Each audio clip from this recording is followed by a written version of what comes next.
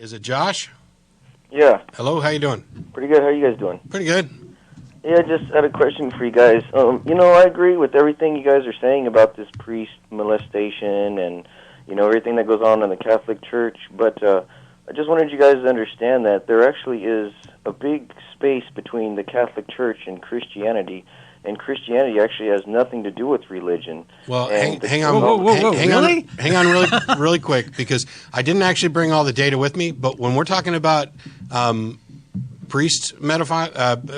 priests, we're not just talking about Catholics. The corruption with the cover-ups does exist in the Catholic Church, but if you go online and do research, you'll find that it is prevalent within Protestant churches as well. More widespread. So and the difference is, and this is just because of some limiting statistics, is that the Protestant targets aren't boys as often as much as the Catholic targets are, and the Protestant targets aren't covered up as easily and as often as the Catholic targets are. But by no means have Catholics cornered the market on abusing children. Yeah, I'm glad you brought that up, Matt, because we don't need to be picking on the Catholics alone. We need to be painting a broader brush. And on your other point about whether or not Christianity has anything to do with religion, congratulations, you have opinion number 983,625 on what true Christianity is.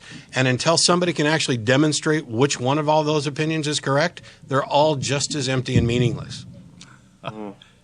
Well, I'm sorry that you guys feel that way, but, the thing is, how can you say just because all these things happen in the world that there's just absolutely no God? I mean, I didn't say that. Eliminate God from anything? I didn't say that. The burden of proof is on the person making the claim. If you're going to make a claim that a God exists, that this supernatural entity exists, you actually have to prove it, because the default position is not to believe that there's some supernatural being when there's absolutely no evidence to support it. Do you believe in evolution?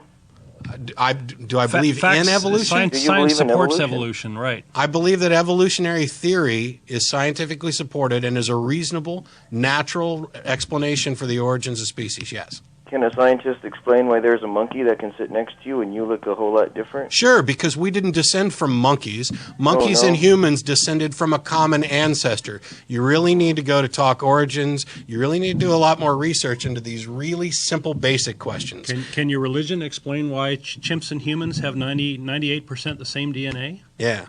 Yes, because God created us. Ah, God, the all-encompassing non-answer. Do you ever just look up at the sky or anything, or look around you and all the nature and all that kind of thing? I've looked all over the place, and I have yet to find a God. How do you breathe every day? How did we come about? How is there some muscles contract my lungs? Go read a book. Some of these, there's an FAQ at our website. You can go to www.atheist-community.org. You can check out the FAQ. There are tons of information available online. You can go to Talk Origins to get information on evolution. But the thing is that, as I said earlier, even if the evolutionary theory turns out to completely be wrong, that does absolutely nothing to support your case that a God, or your God in particular, actually exists. You have to actually provide some information from that. You can't come up with these non-answer arguments of, haven't you ever looked at the stars? And, well, I can't explain it, so God did it. Yeah, just because you don't know something doesn't mean there's a God. I tell you what, it smells ungodly. That's what it smells like. Smells like you sold your ass to the devil. That came from the pits of hell.